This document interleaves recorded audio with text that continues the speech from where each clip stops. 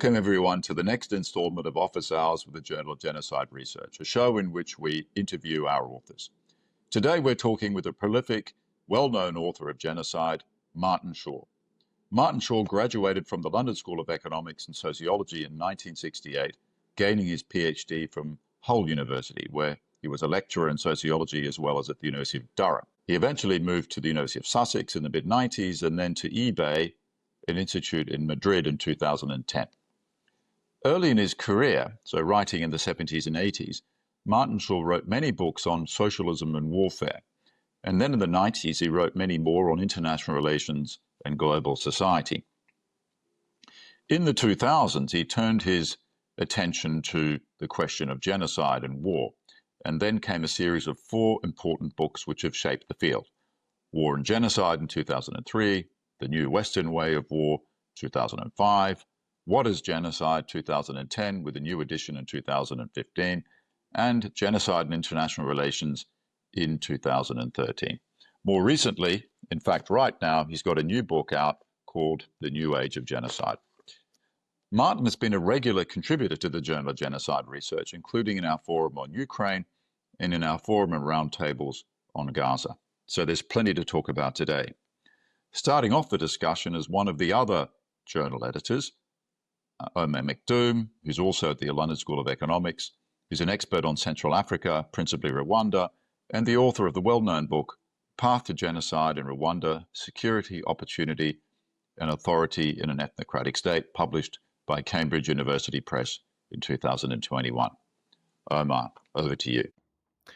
Great. Well, thank you, Dirk. So, Martin, welcome. It's great to have you here.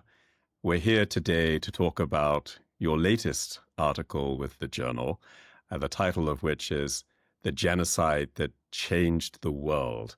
And the article is remarkable in a number of ways, and one of which is that it has been read so many times in such a short space of time. It came out only in mid-September, and I just had a look before this call, and you had almost 3,500 reads in just the last 2 months. So let's start then with simply, if you wouldn't mind, setting out what is the main message in this article. In what ways is Gaza changing the world? Well, thank you, Omar, and thank you to the journal for hosting me in this video interview. The journal is so important, and I've been very pleased really that I've been able to publish my work in it, and I'm sure a lot of other authors are as well. The focus of this article really is on the changes in the world that have been brought about in the genocide and through the genocide, and also in the changes which have been brought for the field of genocide studies. So really it's a double focus: the real life, the world changes, and the changes in the world of genocide studies. And really it's arguing that this is a historic event, the Gaza genocide. It's a major turning point. It's an event which has catalyzed all sorts of tendencies that already existed in the world order, but is also bringing about changes. And I suppose the main takeaways as far as changes are concerned are that this is a genocide which has been committed by a Western state, a state which is regarded by other Western states as part of the West, with the active support and participation of the United States, and to a lesser extent of other major Western states.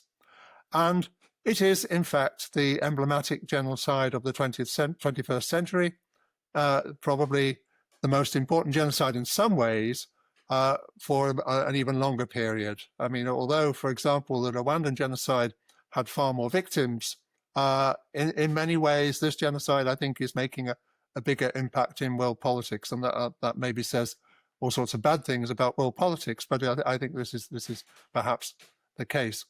And this genocide comes at a time when the leaders of other major powers and major key members of the UN Security Council, like Russia and China, also have clear genocidal mentalities. And with Trump, really, we have a third major global leader who has a genocidal mentality. I mean, he has demonstrated this in his attitude towards the potential removal of the Palestinians from Gaza, in his permission to Israel to continue and to escalate the bombing and starvation over the first 9 months of this year, and indeed in his attitude towards Ukraine, I would argue. So we really have a big shift, I think, and particularly this means that the stance that many people identify with the West as a bulwark of international law, as the promoter of a liberal international order, this has been so very thoroughly discredited. And so there's all these sorts of changes which I'm trying to draw attention to. Within the field, I think there are two big issues, really. One is the question of Palestine itself, which until now it has been difficult to raise as an issue for genocide studies. When I wrote in an article and then I debated with Omar Bartov in the journal 15 years ago, Omar said that my attempt to cast the Nakba within a genocide framework was an attempt to delegitimize Israel and say it should go down in blood. So that was the historic reflection of the historic situation in the field as far as Palestine was concerned. I mean, I'm very pleased to say that, of course, Omar today has recognized the Gaza genocide, and there's a strong campaigner against it. So it's important really to emphasize that people can change. People acknowledge the issues that there are. But I think that's one big change. And the other bit, the even bigger change, I think, and this is a very important part of the article really, is the idea of genocide. I think this is a return of the idea of genocide, and it's a situation in which the idea, as we discuss it within the genocide field, and as it is discussed in international law, which is a somewhat different question, and as it is discussed on the streets, in the campuses, in social media, these things have come together, and the idea has a new importance really in world politics and in the world, and also in the world of ideas, and this is what I'm trying to draw attention to. Great. So I wanted to pick up on the concept of genocide as you define it, and you were one of the first scholars to call what we are seeing in Gaza a genocide, along, I think, with Raz Segal as early as October, 2023. But I wanted to pick up on in what ways you think, or where do you think the line should be drawn between a brutal, atrocious, grotesque war, which how many who defend the Israeli government's actions in Gaza, where the line between war and genocide should be drawn. Those who look at Gaza and think it is just war point to other historic cases of intensive aerial bombardment. Dresden, Tokyo, the blanket bombing of Vietnam. I don't think you call those genocides, if I'm right. And if I understand rightly, the reason for that is because there wasn't a genocidal intent in those cases. Now, you've argued for a much broader definition of genocide than the Genocide Convention and the interpretation of that convention by the International Court of Justice has advocated for, has legislated on. But if the difference is the genocidal intent that distinguishes the bombing of Dresden and Tokyo and Vietnam from what we're seeing in Gaza, then how different is your definition then from the jurisprudence, from the legal definition? Well, there are a lot of big issues here. I mean, I suppose I should really try and explain that my framework is a framework of war and genocide. I see the two as together, and that has been my position since I wrote a book with that name more than 20 years ago. As Dirk pointed out, to that I really have the same framework which I've developed, but which is its core is the same. So I regard genocide as a form of war, something which tends to happen within more conventional war, and equally, I regard war as something which contains the potential for genocide, and something which in modern times, but not only in modern times, has often contained genocide. So my core definition, I suppose, is that in war, the enemy of an armed organizational state is another armed organizational state. That is the ideal type definition of war. Whereas in genocide, the enemy of the armed actor is a civilian social group or population or society. It's one is an attack on hard power, the other is an attack on the soft power of a civilian population. So that's where I make the distinction. Of course, much of modern warfare, as in the cases that you mentioned, war against arms enemies involves targeting the civilian population. And for me, the question is really, are the civilian population being targeted mainly instrumentally as a means of defeating the armed enemy, or are they being targeted as an enemy in themselves? And I mean, obviously, that's not always a simple distinction to make in practice, but I think it's important to make the distinction in principle. What it means in practice is that a lot of warfare has many of the features of genocide. Many of the types of action, the types of atrocities that are committed in what we call genocides are also committed in wars that overall we might not say were genocides.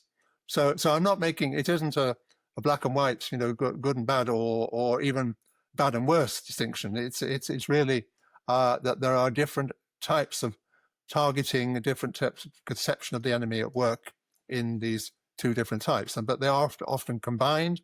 So when we talk about particular conflicts, we tend to talk about them as a war or a genocide or a genocidal war, but often, however we characterize the overall concept, the conflict, there will be elements of both within that conflict. Now, I would say that in the case of Israel, its leaders made it their intentions, their attitudes towards Palestinians in Gaza very, very clear very early on. And if I talk about Trump or Putin having a genocidal mentality, well, Israel leaders will beat them hands down, really, even Putin, in the way that they have talked about the Palestinians. But it isn't just a question of how they talk about them; it's how we have seen they have acted towards them. The enormous violence that was orchestrated very quickly within days of October the 7th against the Palestinians, and in knowing and understanding the way that Israel had acted in previous wars, when the stakes were much less existential than they were viewed by Israel's leaders, I think I found it very difficult not to believe that Israel was going to commit genocide, and this is why I made this interpretation quite early on. And I would say that there's a difference. Although if we look at the American and Western wars in places like Iraq and Afghanistan in recent decades, there have been many atrocities. There has been a lot of civilian harm caused. You might say it is systemic in these wars, but I don't think that the United States has had the same idea of the Palestinians as an enemy that the Israelis have of the Palestinians in Gaza. And so, that's where I would see a distinction. You mentioned the difference with international law. I don't regard intention as the beginning and end of the question. I think it's an important aspect. I mean, genocide is deliberate political military action. It isn't something that just happens by mistake or as an accidental consequence of something else. I think it is sensible to conceptualize it as deliberate, purposed action. But that doesn't mean that my conception of intention is exactly the same as international lawyers. I think they over-rarify it. And it doesn't mean that I don't take account of structural factors. So, I've argued in my books that we need to look at both structure and agency in genocide. And the trouble with international law and a lot of thinking about genocide is that it steers towards overemphasizing the agency of the perpetrator, not looking at the conflictual aspects of it, not looking at the structure, context, and so on. Yes, that's right. And I suppose with two cases in front of the International Court of Justice, Gambia and Myanmar, and then South Africa and Israel, we are waiting to see how the court will adjudicate on this question of intent, and whether, in fact, it is possible to infer intent if there is some other military objective that the side accused of committing genocide states that they have, whether that then means it's not possible for them to have the requisite genocidal intent. I think your work shows very clearly that, not just your work, but you're one of the better known individual scholars to make the case that war and genocide is inextricably connected, and genocides frequently occur in the context of war. I wanted to pick up on something you mentioned a moment ago, and also it came in your article as well.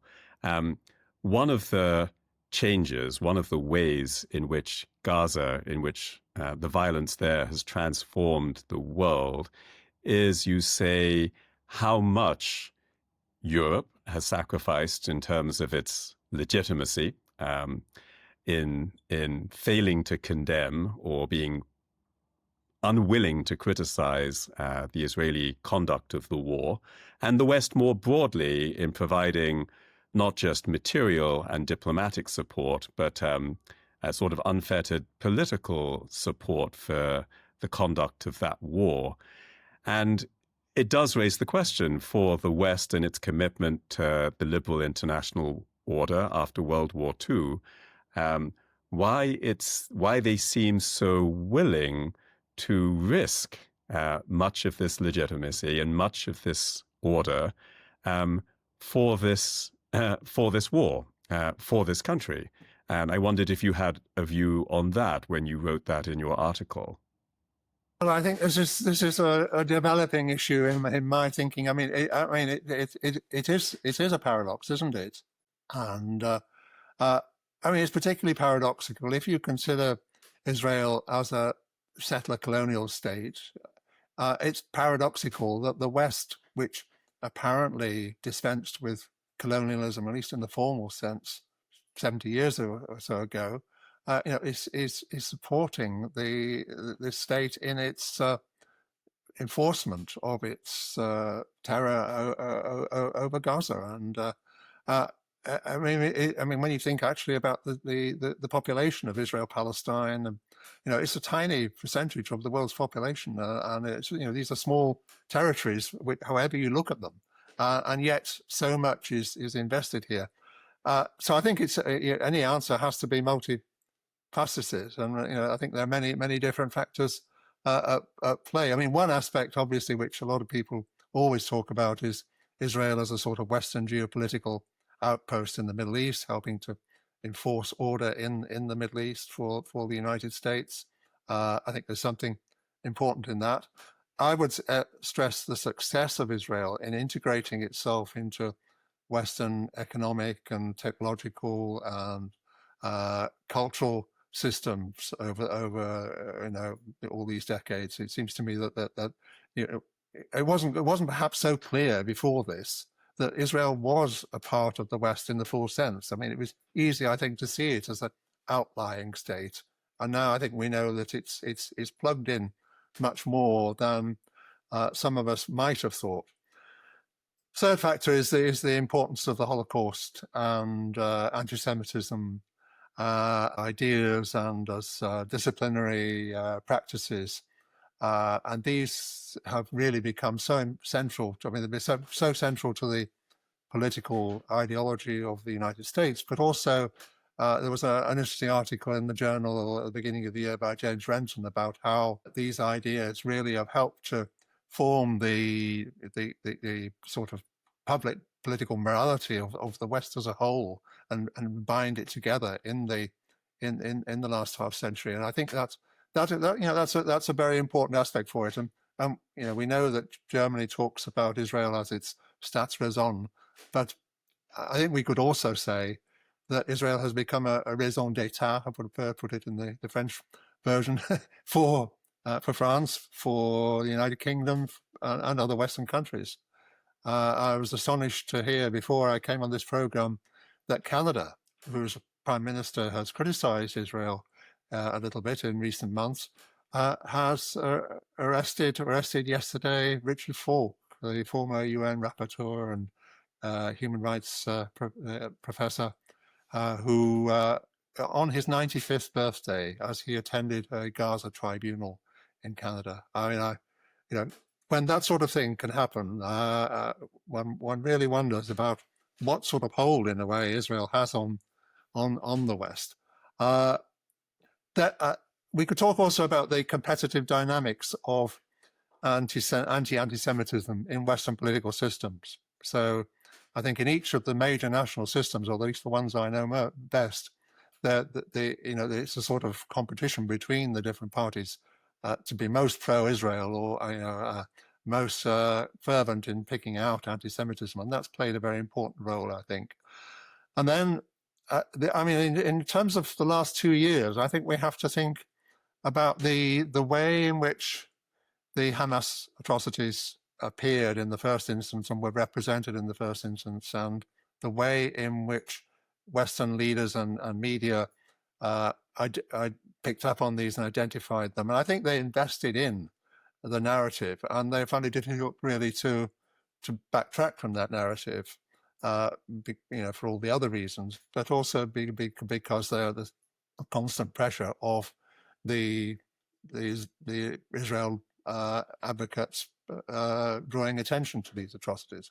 So we've seen, even today, the leaders come back to it. And I don't think it works as well today as it did 2 years ago by any means, but it's still very powerful.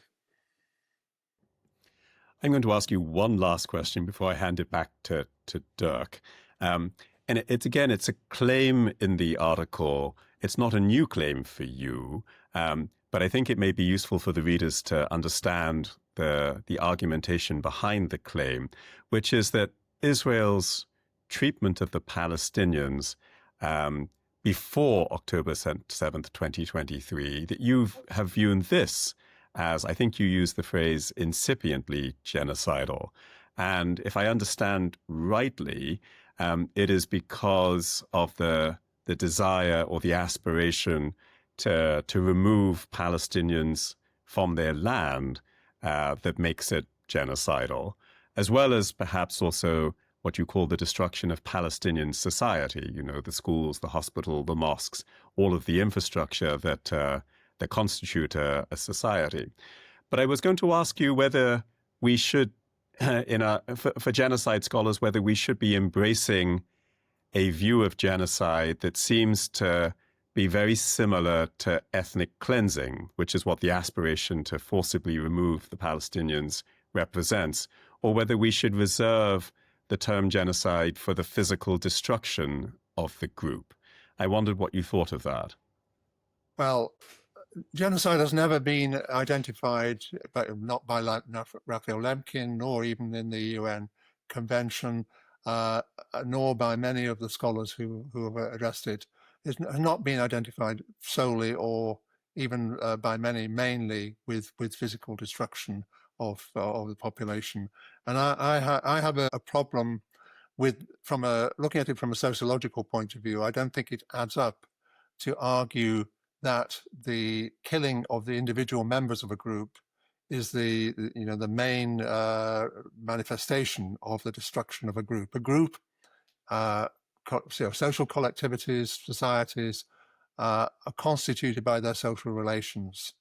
And in my understanding, the destruction of a society is the destruction of their social relations, and often that, usually that is accompanied by quite a lot of killing and harm, physical harm to the members of the group. But I don't think it's the defining characteristic. And indeed, if we, on any definition of genocide, the range of the level of killing is a variable. There's a difference between different cases. Even in the Holocaust, not all the Jews were murdered. So we have to look at genocide as a broader phenomenon than just mass killing. And as far as the forcible removal of populations, or expulsion or deportation, these sort of processes are concerned. I mean, this, it seems to me, is historically one of the main ways in which societies and collectivities have been destroyed. People live in not only embodied, but also embedded in social, in space, in spatial arenas, both territorial and also personal and familial, in housing and land and so on. Modern societies and societies over the last 10,000 years have been very much connected to place and space. And so the forced uprooting of a whole population or a large group of a population is the destruction of their social relations, is the destruction of their society. And I think this was understood at the time that the Genocide Convention was being drawn up. It certainly should have been understood, because that was a period in which there was a lot of this going on. In Palestine with the Nakba, in India with the partition, in Eastern Europe with the expulsions of the Germans by the Soviet Union and other Eastern European countries. All these processes were going on.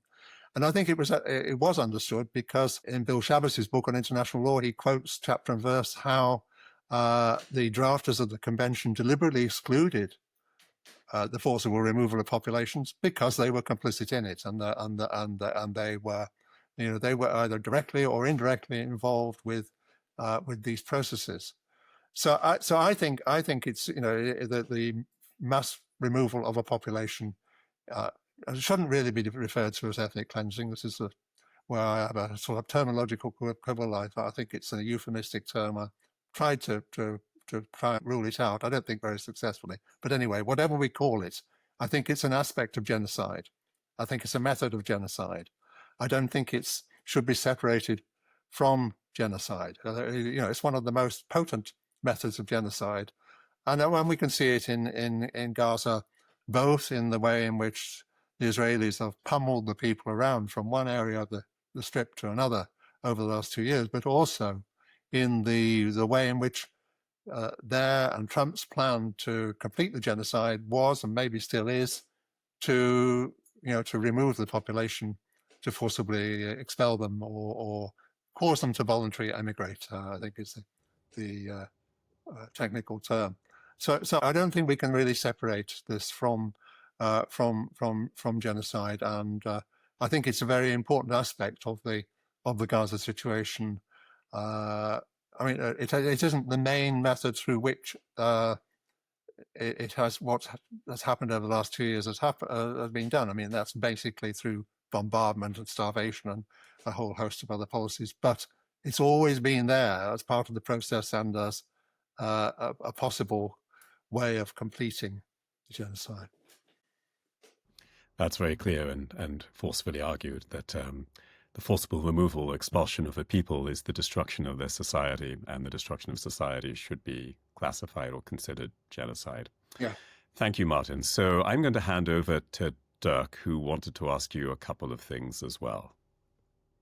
I'm going to circle back to where Omar began with the war genocide couplet relationship. You've written extensively on Ukraine as well, and it features in your new book. I was wondering if we could talk a bit about your view of the war genocide nexus in relation to Ukraine. I mean, there was a flurry of intellectual and public activity on the genocide accusation issue in 2022. Fran Hirsch, Eugene Finkel in the US, and although Eugene's based at an Italian campus of Johns Hopkins, these were US academics, but obviously Ukrainian as well, insisted this was a genocidal campaign and not a regular military campaign. And you wrote to that effect as well in this journal. This was 2 or 3 years ago now. I mean, has the conflict changed in your view and morphed into a non-genocidal attack on Ukrainian nationhood, or is it still genocidal, just in a different way? I explained it in that article. I talked earlier about Putin also having a genocidal mentality, and I think that was one of the triggers for some of the genocide debate. That was people picked up on the way he talked about either denying that a Ukrainian nation and culture existed in the first place, or saying that they should be eliminated and that Ukraine should be politically but also culturally Russified. So that was the background. I argued in my piece that we can't just go on the mentality, even as it is expressed like that. I mean, as in the case of Gaza, I said we have to look at what they're actually doing. And my argument was that what they were doing and it was many people talked about the atrocities at Bucha and others that were exposed in late March, early April 2022. But I thought actually in many ways equally or more important was the destruction of Mariupol. And I mean, really, Mariupol, it stands comparison with Gaza, what the Russians did to Mariupol. And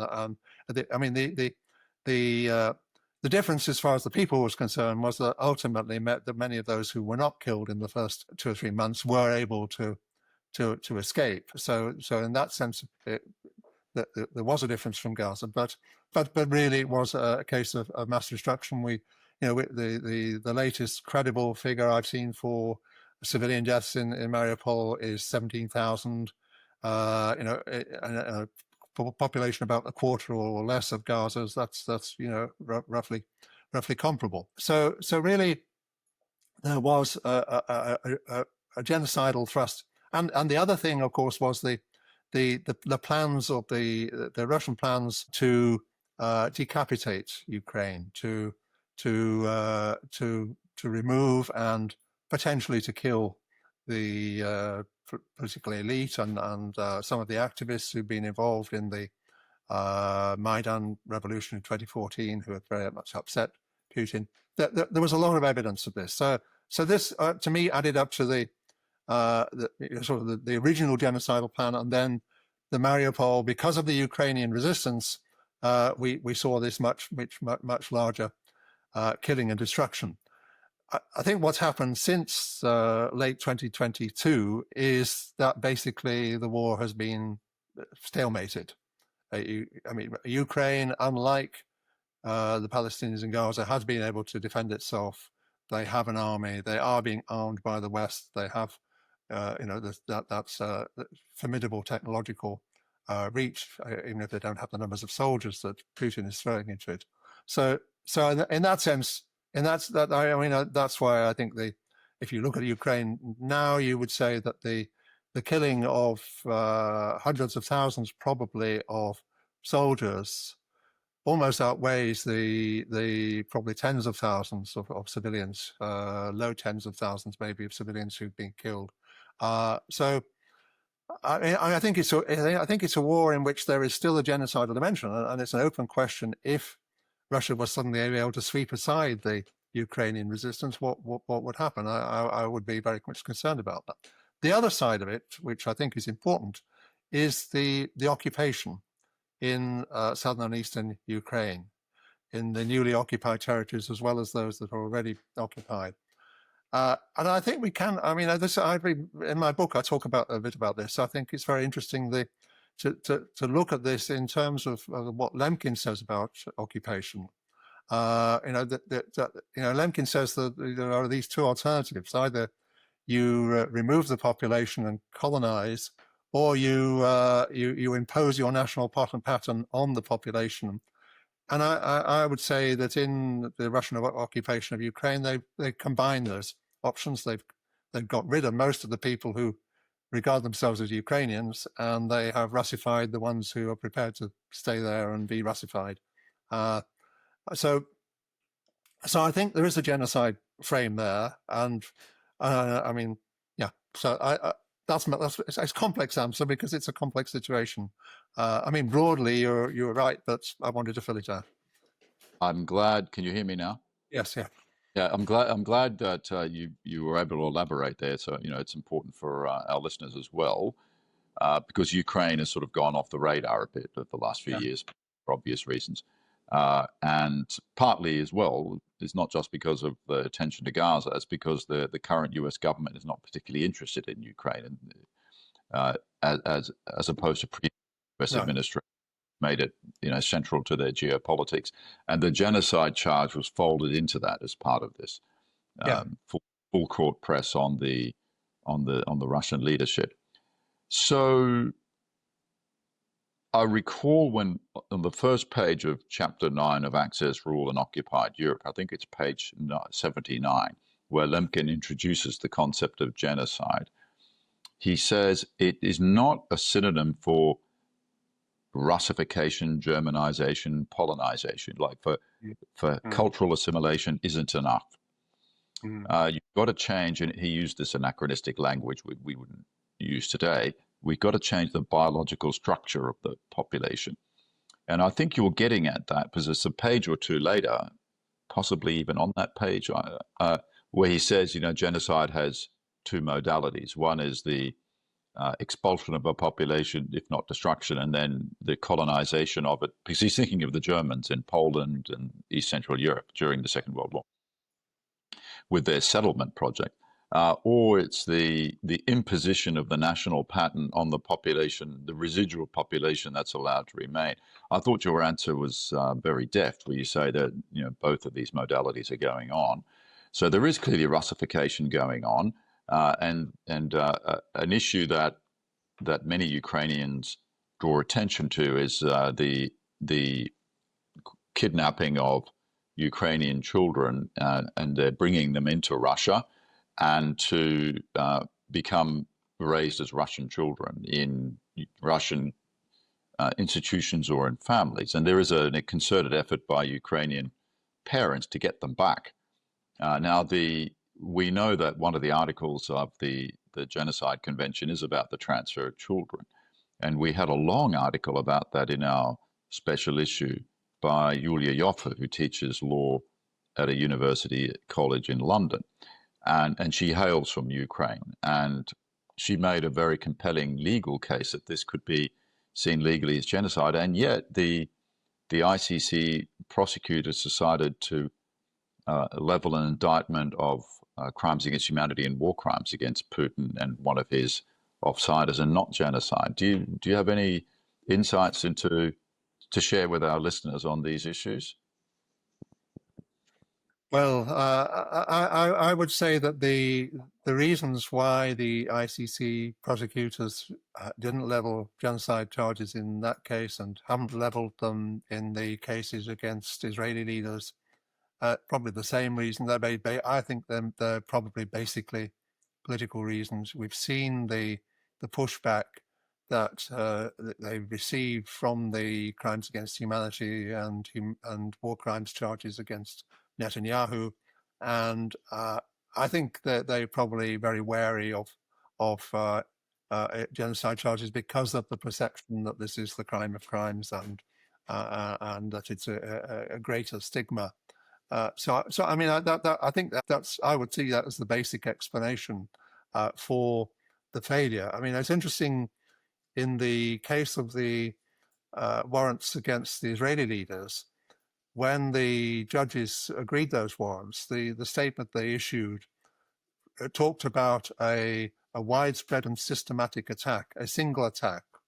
It talked about the various charges. There's a whole list of war crimes and crimes against humanity, but they said these are part of a single widespread and systematic attack.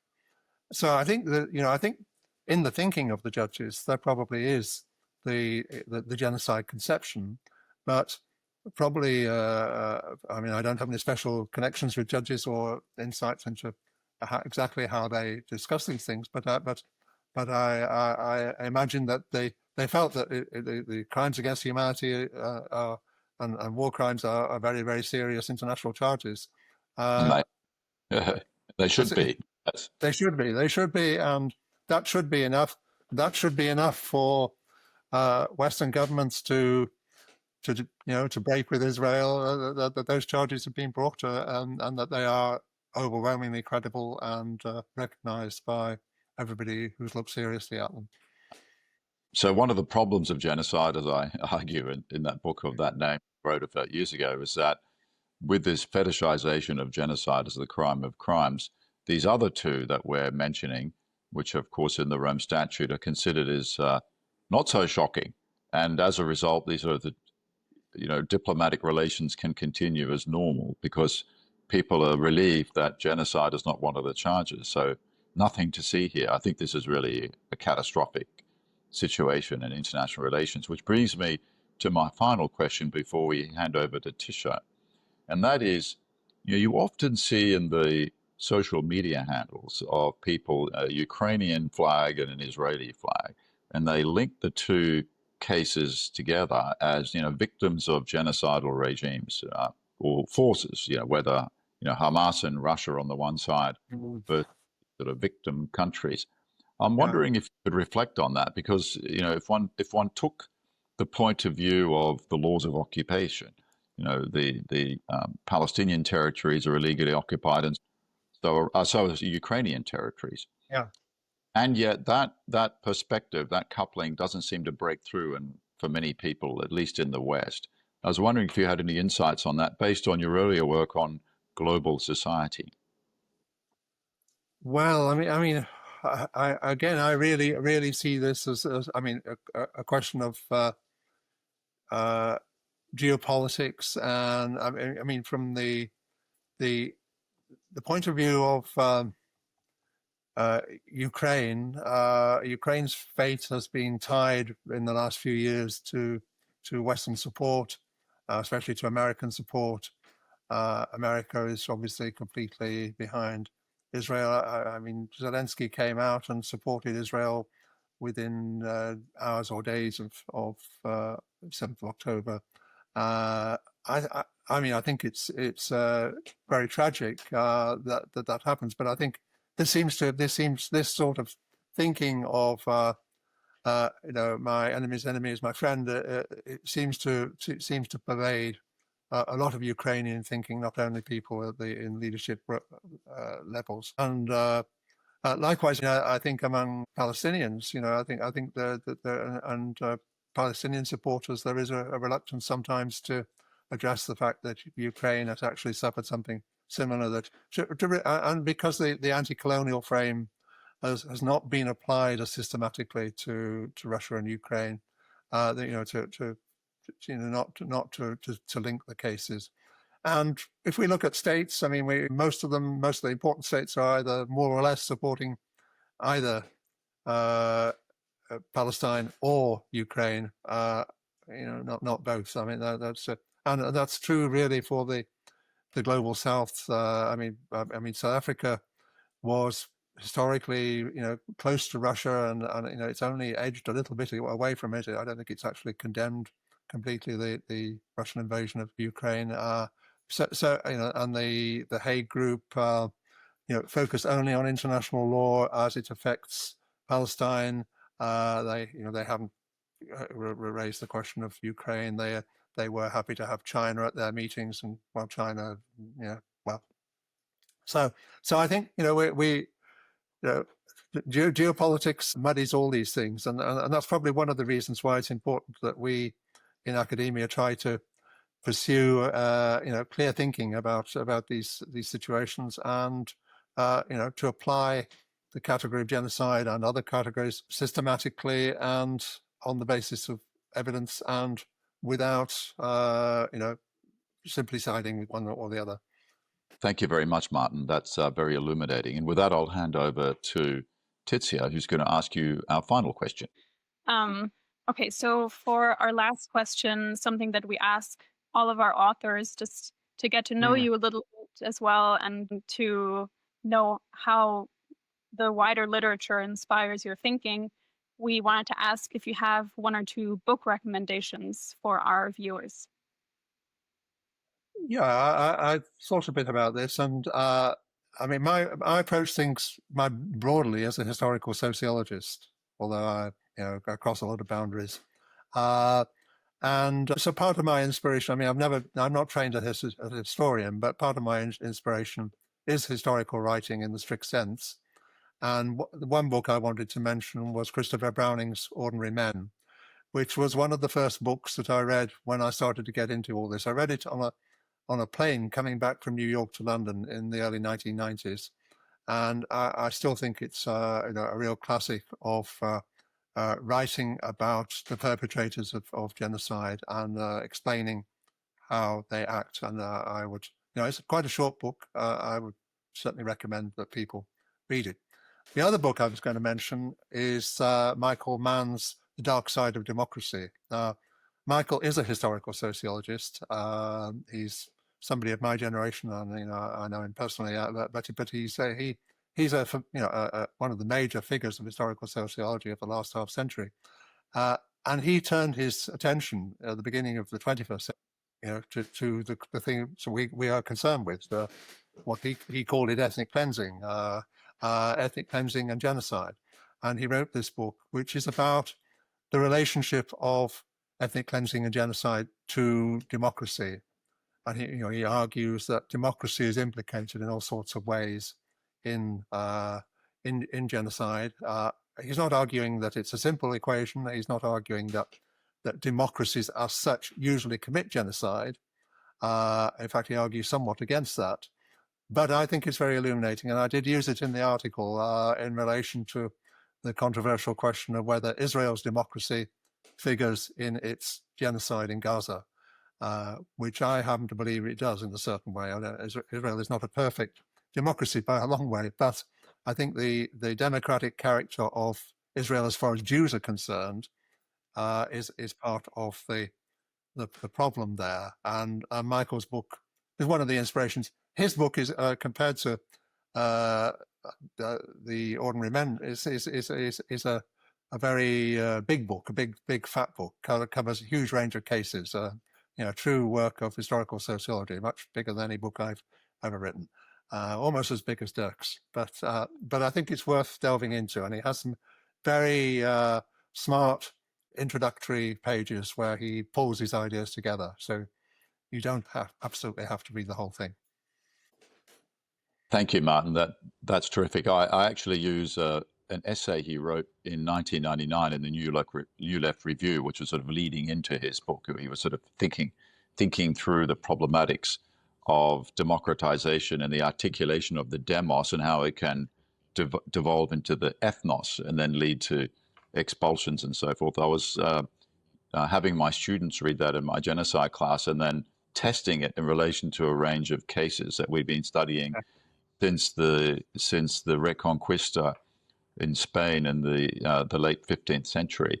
And this was also a way of avoiding the temptation of students to use AI, because it was much harder to replicate that thought experiment with our idiosyncratic case selection using ChatGPT. But they found it enormously illuminating, and they all came up with very different answers of whether this was a useful analysis. So I think it's very important for historians, and I speak here as someone who's an historian, unlike Martin, you and Omer as social scientists, to think with these broader categories and test it against their particular cases and adapt it and develop the thinking. Otherwise, one remains in the level of the empirical. And of course, the concept of genocide itself is a generic term. It's and Lemkin said it was generic, which means that many different cases are covered, but how you define it will influence which cases are caught by it. And I think the Ukraine and Gaza cases are limit cases of where the war and genocide intersect. And I think our discussions today helped illuminate those in greater depth for our listeners. And we're very grateful that you've taken time out to speak with us. Thank you so much. Well, thank you for your questions and the discussion.